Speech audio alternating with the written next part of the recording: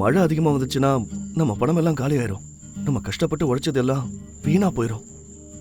திடீரென்று யஷ்பால் சாலையோரம் ஒரு பெண் மயக்கத்தில் படுத்திருப்பதை கண்டார்.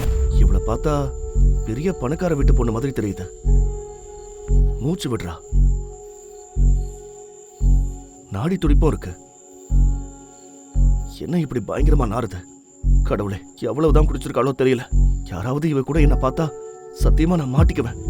இப்படி ராத்திரி அவளை தனியா விட்டுட்டு போகவும் முடியாது. இப்ப என்னடா தம்பி பண்றது? இல்ல இல்ல இல்ல, என் மனசு ஒத்துக்க மாட்டேங்குது. யஷ்பாலுக்கு இவ்வளவு அழகான பொண்ணை இப்படி ஒரு ஆள் இல்லாத இடத்தில் தனியாக விட்டு செல்ல மனமில்லை. அதனால் அவளை தனது வீட்டிற்கு அழைத்துச் செல்வதுதான் சரி என்று நினைத்தான். இந்த இரவுதான் யஷ்பாலின் வாழ்க்கையின் திருப்புமுனை என்றே கூறலாம். எப்படி? வாருங்கள் பார்ப்போம். 2 நாட்களுக்கு முன் இரவு நேரம் சென்னை நகரத்தின் விளக்குகள் மெதுவாக அணைந்து கொண்டிருந்தது. கடற்கரை ஓரத்தில் இருந்த சின்ன சின்ன கடைகளையும் அடைக்கும் நேரமானது. அதில் ஒன்று யஷ்பாலின் கடை. அட, டீக்கார தம்பி, எனக்கு ஒரு மசாலா டீ கொடுப்பா. அண்ணா, ரொம்ப சாரி, இப்போ கடையை மூடிட்டேன். டீயும் தீர்ந்து போச்சு. நீங்க காசு வச்சுக்கோங்க. காலையில வாங்கினேன், நான் உங்களுக்கு நல்ல மசாலா ஏலக்காய் போட்ட டீ தரேன். ஆனா தம்பி, எனக்கு இப்பதான் டீ குடிக்கணும் போல இருக்கு. நீ என்ன காலையில வர சொல்ற? சரி, அப்போ ஒன்று செய்யலாம். நம்ம வீடு பக்கத்துல தான் இருக்கு. என் பைக்கும் இங்க தான் இருக்கு. நான் என் வீட்டுல போய் ஒரு கப் டீ தரேன். இல்ல, நான் அப்புறமா குடிக்கிறேன். இல்ல, தயங்காதீங்க, வாங்க, நான் டீ தரேன். நம்ம வீடு இங்க பக்கத்துல தான் இருக்கு, கடற்கரை பக்கத்துல. கடற்கரை பக்கத்துலயா? ஆமாமா, கடற்கரையில பக்கத்துல தான். சீ ஃபேசிங்ல நம்ம வீடு கடலுக்கு எதிர்த்தாப்புல தான் இருக்கு. ஜன்னலை திறந்தா கடலை பார்க்கலாம். நீங்க டீ குடிக்கிறதோட வேற எதையும் குடிக்கலையே? இல்ல, நான் நிஜமா சொல்றேன். என் மேல சத்தியமா சொல்றேன். நான் பொய் சொல்லல, இங்கேயே தான். நம்ம இன்னும் கொஞ்ச தூரம் போனா அங்க குடிசைகள் தெரியும். அதுல ஒண்ணு என் வீடு. குடிசையா? ஆமா, நீ நல்லா ஜோக் பண்ற. இன்னொரு நாள் போலாம், சரியா? சரிண்ணா, கண்டிப்பா கண்டிப்பா. இவர்தான் ஃபைசான் மியான். இவரது வடப்பாவ் கடையில் வியாபாரம் கொஞ்சம் மந்தமாகத்தான் இருந்தது. நீ அவரை நல்லா சமாளிச்ச. இல்லனா அவர் இன்னைக்கு ராத்திரி உன்னை டார்ச்சர் பண்ணிருப்பாரு. அப்படி இல்ல, நம்ம கடைக்கு மக்கள் அவ்வளவு நம்பிக்கையோட டீ குடிக்க வராங்க. நம்ம அவங்கள நல்லா கவனிச்சுக்க வேண்டாமா? சரிதான். சரி யஷ்பால், எனக்கு ஒரு டிப்ஸ் கொடு. இன்னைக்கு பிசினஸ் நல்லாவே போல. பாரு தம்பி, வியாபாரம் சூப்பரா போகணும்னா புது உலகத்தோட டேஸ்ட புரிஞ்சுக்கணும், வெரைட்டியா புரிஞ்சுக்கணும். அப்புறம் என்ன, வியாபாரம் தானா நடக்க ஆரம்பிச்சிடும். புரிஞ்சுதா? அட யஷ்பால், நீ சத்தியமா டயலாக் எல்லாம் மாசா பேசுறப்பா. இது டயலாக் இல்ல, இது பிசினஸ். புரிஞ்சுதா? அப்புறம் ஏன் டிவி வித்துட்டு இருக்க? அங்க போ, அதுக்கு என்ன பேரு? Film line. நீ நல்லா பேசுற, பார்க்கவும் ரொம்ப ஹேண்ட்ஸமா இருக்க. ஆமா ஆமா, என் மாமா பாலிவுட்ல உட்காந்துருக்காரு. எனக்காக காசு போட்டு என்ன ஹீரோ ஆக்குவாரு. இப்ப நீ வீட்டுக்கு போ, உன் மனைவி உனக்காக காத்துட்டு இருப்பா. போ. சரி சரி, நாளைக்கு வந்து மீதிய சொல்லு. வாழ்க்கையில் பெரிய ஆசைகள் இல்லை என்றாலும் யஷ்பால் தன்னுடைய சாதாரண வருமானத்தில் மகிழ்ச்சியாக இருந்தான். அவன் இந்த உலகத்திற்கு முன் ஒரு நல்ல நேர்மையான மனிதனாக இருக்க முயற்சி செய்தான். மழை வந்துச்சுன்னா நம்ம காசு எல்லாம் காலி ஆயிரும். நம்ம இன்னைக்கு கஷ்டப்பட்டு உழைச்சதெல்லாம் வீணா போயிடும். திடீரென்று யஷ்பால் சாலையோரம் ஒரு பெண் மயக்கத்தில் படுத்திருப்பதை கண்டான். இவ யாரு? இங்க வெள்ளை ட்ரெஸ்ல படுத்திருக்கா? பேய் பிசாசா இருக்க கூடாது கடவுளே. Excuse me. ஏ பொண்ணு, ஏன் எழுந்திருக்க மாட்டேங்கிறா? எவ்வளவு அழகான பொண்ணு, எவ்வளவு விலையுந்த ட்ரெஸ் போட்டிருக்கா. இவ ஒரு பணக்கார வீட்டு பொண்ணு மாதிரி தெரியுது. மூச்சு விடுறா, நாடி துடிப்பும் இருக்கு. அட கடவுளே, கெட்ட வாட கூட வருது. சத்தியமா சொல்றேன், எவ்வளவுதான் குடிச்சிருக்காளோ தெரியல. யாராவது இவ கூட என்ன பார்த்தா, கடவுளே, சத்தியமா நான் மாட்டிக்குவேன். இப்படி ராத்திரி தனியா அவளை விட்டுட்டு போகவும் முடியாது. என்னடா தம்பி செய்யறது? இல்ல இல்ல இல்ல, என் மனசு ஒத்துக்க மாட்டேங்குது. யஷ்பாலுக்கு இப்படி ஒரு அழகான பொண்ணு இப்படி ஒரு ஆள் நடமாட்டம் இல்லாத இடத்துல தனியாக விட மனமில்லை. அதனால் அவளை வீட்டுக்கு அழைத்துச் செல்வதுதான் சரி என்று நினைத்தான்.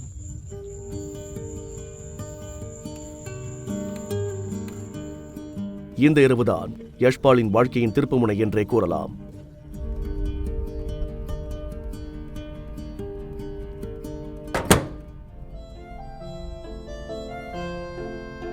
என்ன செய்யறது?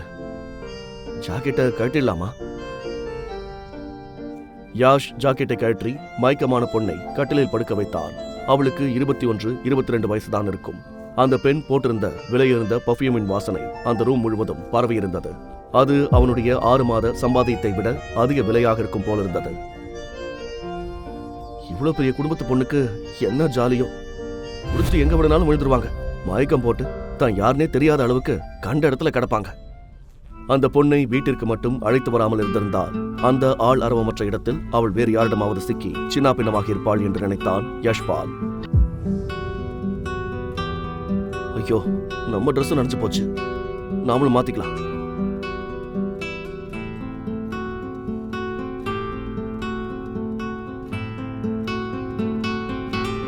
இவளால ரூமே ஜொலிக்குது.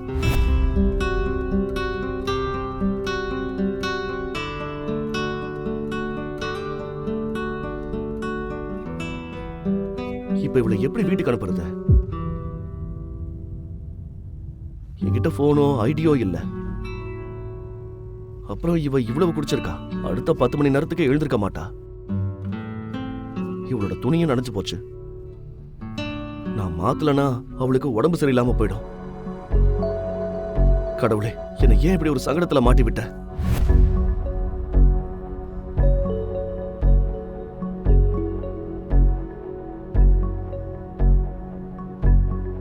அடடா, இவளோட துணியை எப்படி மாத்துறது? ஆனா மாத்தியே ஆகணும். மாத்தலனா காலையில உயிரோட இருப்பாளானே தெரியாது. நான் இவளை ஹாஸ்பிட்டலுக்கு கூட்டிட்டு போகணும். அவ உயிரோட இருந்தா தானே நாம தப்பிப்போம். யஷ் அந்த பெண்ணின் உடையை மாற்றுவதை யாரும் பார்த்துவிடக் கூடாது என்று பயந்தான்.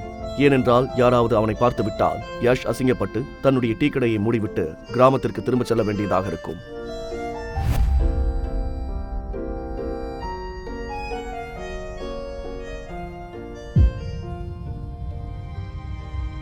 கடவுளே, நான் நல்லா மாட்டிக்கிட்டேன்னு நினைக்கிறேன். யஷ் அந்த காடில் என்ன பார்த்தான்? அவனுக்கு ஏன் அவ்வளவு அதிர்ச்சி?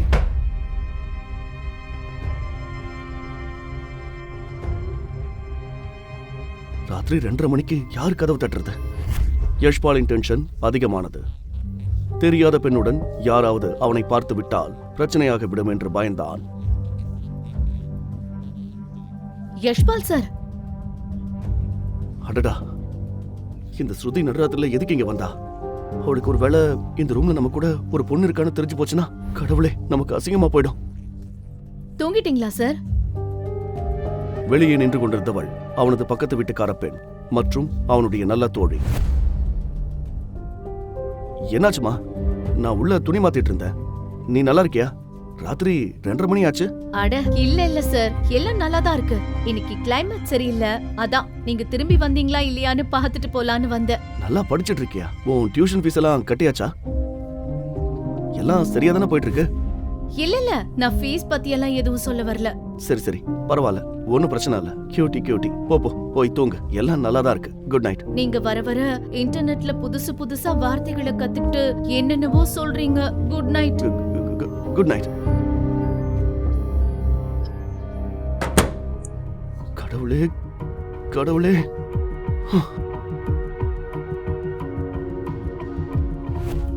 நீ என் வாழ்க்கையில வந்து எனக்கு பெரிய தொந்தரவு கொடுத்துட்டு இருக்க.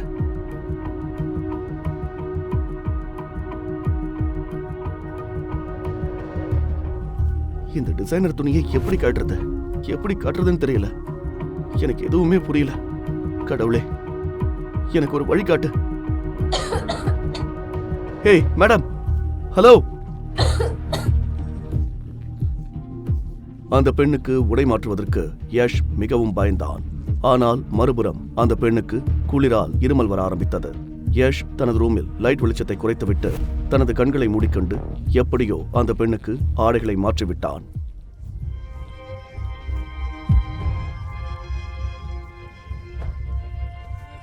அடராமா, இந்த பொண்ணு காலையில எழுந்திருக்கும் போது ஒரு தெரியாத மனுஷனை பக்கத்துல பார்த்தா, ஐயோ கடவுளே, அப்புறம் அதிர்ச்சியாகி பெரிய பிரச்சனை பண்ணிடுவா. கடவுளுக்கு எல்லாம் தெரியும், நம்ம எல்லாம் சுத்தமான மனசுக்காரங்க. அதனால அவர் நம்மளை எந்த பிரச்சனையும் சந்திக்க விட மாட்டாரு. எனக்கு நம்பிக்கை இருக்கு. கடவுளே, ஒருவேளை இந்த நல்ல காரியத்துக்காக மேடம் நமக்கு ஒரு பரிசு கொடுப்பாங்க. பரிசா நம்மளை கல்யாணம் பண்ணிப்பாங்க, நம்மளை இம்ப்ரெஸ் பண்ணுவாங்க. அதுவும் கூட நடக்கலாம். யஷின் பார்வை அந்த கார்டின் மீது பட்டதும் அந்த கார்டு சாதாரண கார்டு இல்லை என்று யஷ் புரிந்து கொண்டான். 100 கோடிக்கு மேல் பேங்க் பேலன்ஸ் வைத்திருப்பவர்களுக்கு மட்டுமே இந்த மாதிரி கார்டுகள் கிடைக்கும் என்று இன்டர்நெட்டில் படித்திருந்தான். கியாரா அகர்வால். அந்த பெயரை படித்ததும் இந்த பெண் யார் என்று யஷுக்கு புரிந்தது. சென்னையில் உள்ள டாப் கம்பெனிகளில் ஒன்று அகர்வால் குரூப். மேலும் இந்த பெண் மிகப்பெரிய குடும்பத்திலிருந்து வந்தவர். ஐயோ கடவுளே, எனக்கு என்ன ஆகுமோ? இந்த மேடம் முன்னாடி நம்ம சின்ன கொசு மாதிரி. அப்படி இருக்கும்போது இவங்களை கல்யாணம் பண்ற கனவுலாம் கண்டுட்டு இருக்கேன். யஷ்பால் தூக்கம் வராமல் தவித்துக் கொண்டிருந்தான். ஆனால் அப்போது அவனுக்கு தெரியவில்லை, எங்கேயோ அவளை நோக்கி அவன் ஈர்க்கப்பட்டுக் கொண்டிருந்தான் என்பது.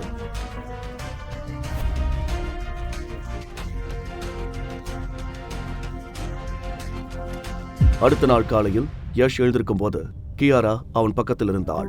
அவளது கை யஷின் மார்பின் மேல் இருந்தது. யஷ் கையை நகர்த்திக் கொண்டான். உண்மையை சொல்ல வேண்டுமெனில் இதுவரையில் யஷின் அருகில் எந்த பெண்ணும் இவ்வளவு நெருக்கமாக வந்ததில்லை.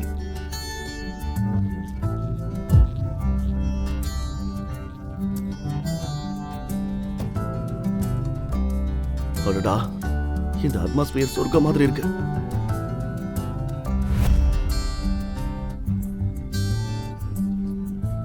ஐயோ கடவுளே, மணி 10 ஆயிடுச்சு. இன்னைக்கு பிசினஸ் முடிஞ்சு போச்சு. கியாராவின் குரலை கேட்டு யஷின் முகம் சிவந்து போனது. கியாராவின் முகத்தை பார்த்ததும் கியாரா அவனை தவறாக புரிந்து கொண்டாள் என்பதை அறிந்து கொண்டான் யஷ். நீங்க என்ன நினைக்கிறீங்களோ அது உண்மை இல்ல. உங்களுக்கு புரியுதா? நீ யாரு? நீ யாருன்னு கேட்ட? அமைதியா இருங்க, நான் யாருன்னு சொல்றேன்.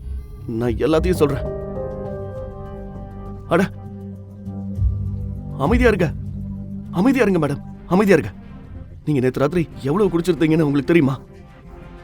நேத்து ராத்திரி நீங்க கடற்கரையில படுத்திருந்தீங்க. நீங்க எவ்வளவு குடிச்சிருந்தீங்கன்னு உங்களுக்கு தெரியாது. புயலும் மழையும் இருந்துச்சு. இருந்தாலும் உங்களை என்னால எழுப்ப முடியல. உங்களுக்கு புரியுதா? கடவுள் என்ன உங்ககிட்ட அனுப்பி வச்சதுக்கு கடவுளுக்கு நன்றி சொல்லுங்க. நான் உங்களை இங்க கூட்டிட்டு வந்தேன். இல்லனா கடவுளுக்கு தான் தெரியும் நேத்து என்ன நடந்திருக்கும். உங்களுக்கு புரியுதா? பீச்? ஆமா, இங்கதான் பாத்ரூம் இருக்கு. இங்கதான் இருக்கு. எங்க போறீங்க? இங்கதான் பாத்ரூம் இருக்கு. நீங்க போகணுமா? உங்க ஹீல்ஸ் எடுத்துக்கோங்க. அந்த பெண் அழுது கொண்டே எதுவும் சொல்லாமல் அந்த இடத்தை விட்டு ஓடிவிட்டாள். அது யஷுக்கு வருத்தத்தை கொடுத்தது. இந்த காலத்து பொண்ணுங்களுக்கு நன்றி சொல்ல கூட தெரியல.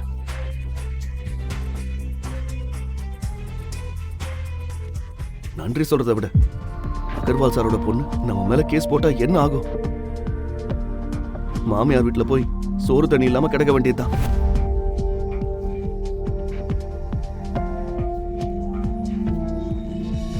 சாயங்காலமானதால் யஷின் கடை கூட்டமாக இருந்தது. யஷ் டீ போட்டு கொடுப்பதில் பிஸியாக இருந்தான். ஆனால் அவன் சிந்தனை முழுவதும் நேற்று இரவு மற்றும் இன்று காலையில் நடந்த விஷயங்களில் மட்டுமே இருந்தது. அவனால் அந்த நிகழ்வுகளை மறக்கவே முடியவில்லை. ஐயோ யஷ்பால் சார், இங்க பாருங்க, 500 ரூபாய் இருக்கு. ஆன்லைன்லயும் ஒர்க் ஆக மாட்டேங்குது. அதற்கு யஷ் பதில் ஏதும் சொல்லவில்லை. அவன் கை டீயை கலக்கிக் கொண்டே இருந்தது. ஆனால் அவன் நினைவுகள் வேறெங்கோ இருந்தது. Yashpal sir, Yashpal sir. ஆமா, எந்த உலகத்துல இருக்கீங்க? நான் இங்கதான் இருக்கேன். சொல்லு, நான் இங்கதான் இருக்கேன். இவங்க 10 ரூபாய் சிப்ஸ் வாங்கிட்டு 500 ரூபாய் நோட்டு கொடுத்திருக்காங்க. என்கிட்ட சில்லற இல்ல. இப்போ என்ன பண்றது? அட, அவங்களுக்கு சில்லறை கொடு. இப்ப எதுக்கு டென்ஷன் ஆகுற? சில்லறையை கொடு. தேங்க்யூ. இத சொல்லிட்டு நீ வேற எங்க போக போற? யஷ்பால் சார், காலையில இருந்து உங்களுக்கு என்ன ஆச்சு? எதையோ தொலைச்ச மாதிரி இருக்கீங்க. இல்ல சுருதி, நான் தொலைஞ்சு போகல. நான் இங்கதான் இருக்கேன். நான் உனக்கு ஒண்ணு சொல்லணும்னு இருந்தேன். அடுத்த மாசம் உனக்கு எக்ஸாம் வருதுல்ல? உன் படிப்புல கவனம் செலுத்து. இனி நீ இங்க வர வேண்டாம். கிளம்பி இங்க இருந்து. உன் எக்ஸாம் முடிகிற வரைக்கும் திரும்பி வராத. நீ திரும்பி வரக்கூடாது, புரிஞ்சுதா? இல்ல சார், ஒரு பிரச்சனையும் இல்ல. No problem. அட, நான் உன்கிட்ட சொல்லிட்டேன்ல. நீ போ, உன்னோட ஃபியூச்சரை கவனி. பாடி, இங்க எல்லாத்தையும் நான் சமாளிச்சுக்குவேன். ஸ்ருதியின் எக்ஸாமுக்கு சில நாட்கள் மட்டுமே இருந்தது. அவளது வாழ்க்கையையும் எதிர்காலத்தையும் பற்றி கவனம் செலுத்த வேண்டும் என்று யஷ் நினைத்தார். அதே சமயத்தில் அதிகமான கஸ்டமர்கள் வரத் தொடங்கினர். பின்னர் அவர்கள் இருவரும் வேலையில் பிஸியாக இருந்தனர். அப்போது 5-6 வாட்டசாட்டமான ஆட்கள் அந்த இடத்திற்கு வந்தனர். அவர்கள்தான் அந்த ஏரியாவின் ரவுடிகள். இப்போது அவர்கள் அங்கிருந்த கடைக்காரர்களிடம் மாமூல் வசூல் செய்து கொண்டிருந்தனர். என்ன தம்பி, எனக்கு வர வேண்டிய பணத்தை கொடுக்க மறந்துட்டியா? அடி வாங்கணுமா? என்ன பதில் சொல்றது? மறுபடியும் வந்துட்டாங்க, வேடிக்கை காட்ட. இல்ல சங்கராம் சார், ஆனா நான் ஏன் போய் சொல்லணும்? என்னோட பாக்கெட்ல ஒண்ணுமே இல்ல. நான் உங்களுக்கு கொடுத்துருவேன். அடுத்த தடவை ஃபுல் அமௌண்ட்டையும் கண்டிப்பா கொடுத்துருவேன். என்னடா என்ன முட்டாளாக்க பாக்குறியா?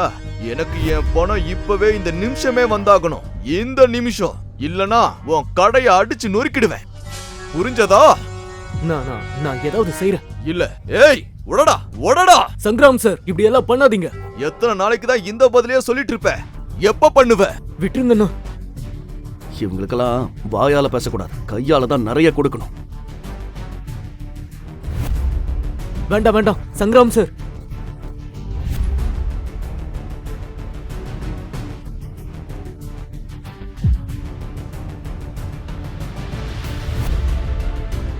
Yashpal sir, Yashpal sir. நான் நல்லா இருக்கேன் ஸ்ருதி, நீ வீட்டுக்கு போ. இல்ல சார், உங்களை இந்த நிலைமையில விட்டுட்டு போக முடியாது. நான் நல்லா இருக்கேன்னு சொன்னேன். வீட்டுக்கு போ, நான் இங்க எல்லாத்தையும் பாத்துக்கிறேன். ஓ தகுதிய மறந்துட்டியா? எவ்வளவு தைரியம் உனக்கு? உன் கடையும் அடிச்சு உடைச்சிருவேன், உன்னையும்.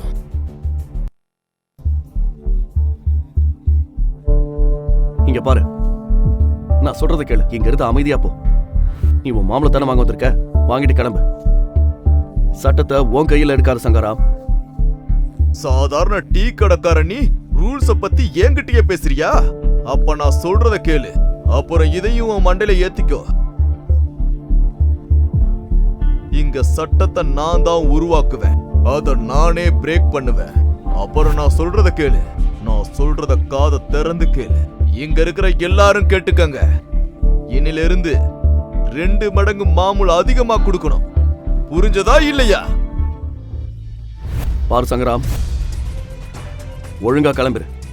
போங்க, போய் உடைங்க. ஸ்ருதி, ஸ்ருதி ஓடுங்கிறது. ஸ்ருதி ஓடுங்கிறது. ஸ்ருதி ஓடுங்கிறது, ஓடிடு.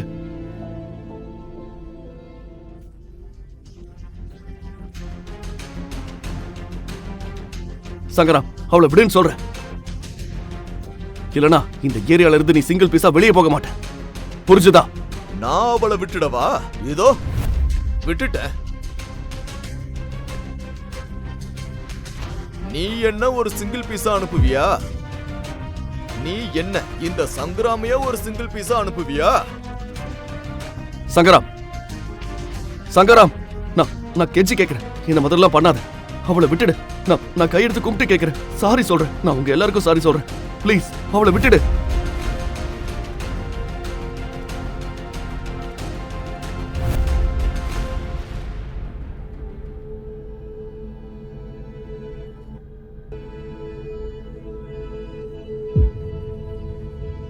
அட, போலீஸ்காரங்களே வந்துட்டாங்க. ஏய், எல்லாரும் அவங்க இடத்துல ஒழுங்கா நில்லுங்க. சார், நான் தான் உங்களை கூப்பிட்டேன் சார். இவன் தான் சங்கராம்.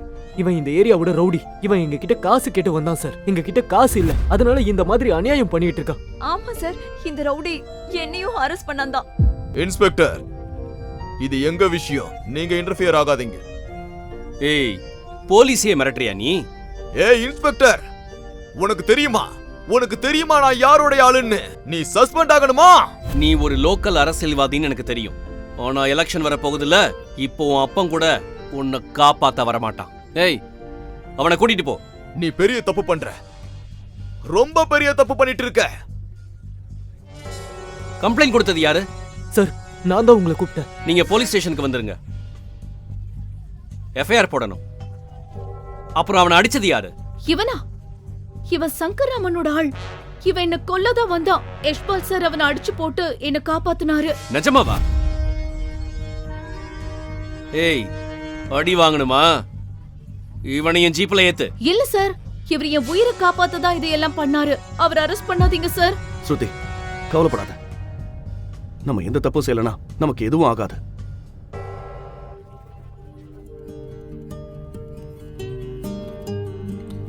அப்புறம் இவனுக்கு ஒரு ஆம்புலன்ஸ் வர சொல்லுங்க.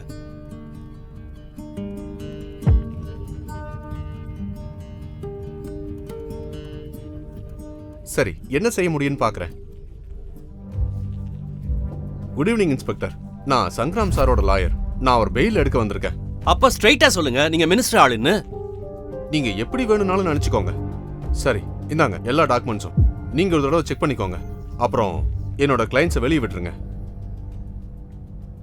நான் என்னத்த சொல்றது, சிஸ்டமே சரியில்லை. இத வாங்கிக்கோங்க. இதோ. ஏய் வினோத், சங்கர் ராமையா அவனோட ஆட்களையும் ரிலீஸ் பண்ணு.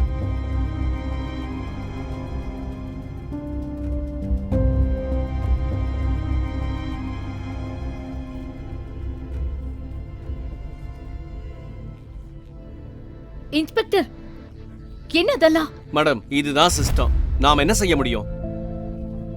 எப்படியும் ரொம்ப நேரம் ஆச்சு. நீங்க வீட்டுக்கு போங்க. இன்ஸ்பெக்டர், ஆனா தயவு செஞ்சு யஷ்பால் சாரை விட்டுடுங்க. அவர் எனக்கு உதவி பண்ணாரு. பாருங்க மேடம், அவன் அடிச்ச ரவுடி இன்னும் ஹாஸ்பிட்டல்ல தான் இருக்கான். அவன் மேல புகார் வரலன்னா அவனை விட்டுடுவோம். நீங்க டென்ஷன் ஆகாம வீட்டுக்கு போங்க.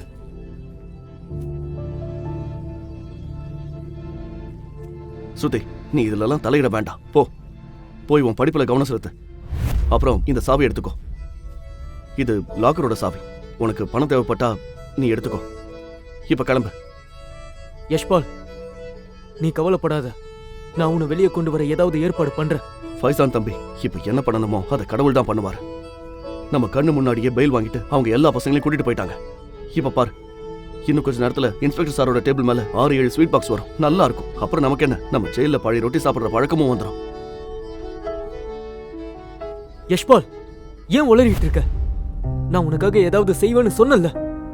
சரி தம்பி, மறுபடியும் சந்திக்கலாம். கிளம்புங்க.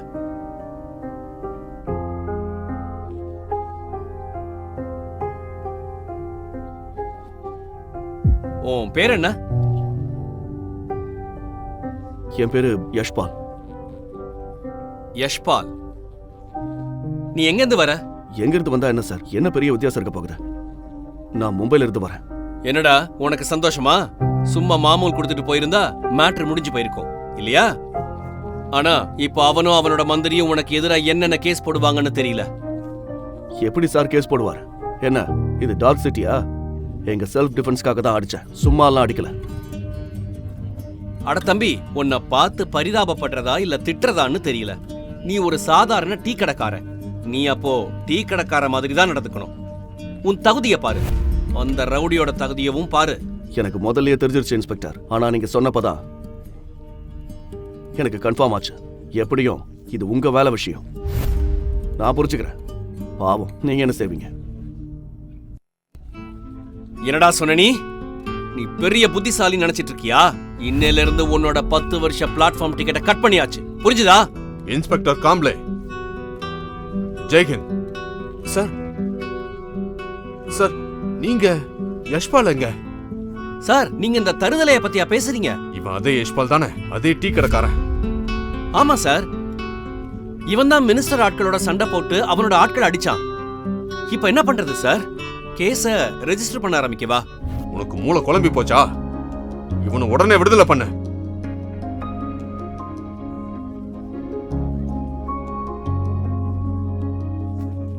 பட் சார், நான் சொன்னல, இப்பவே இங்கேயே மேலிடத்துல இருந்து ஆர்டர் வந்திருக்கு. இன்ஸ்பெக்டர் காம்ப்ளே அதிர்ச்சி அடைந்தார். போலீஸ் கமிஷனர் ஏன் யஷை காப்பாத்த வந்தார்? இது மினிஸ்டரோட தந்திரமா, இல்லை சங்காராமின் சதியா? யாஷ் நிஜமா ஒரு சாதாரண டீ கடைக்காரனா, இல்லை அவனுக்கென்று ஒரு தனி அடையாளம் இருந்ததா? யஷ்பாலை காப்பாற்றியது யார்?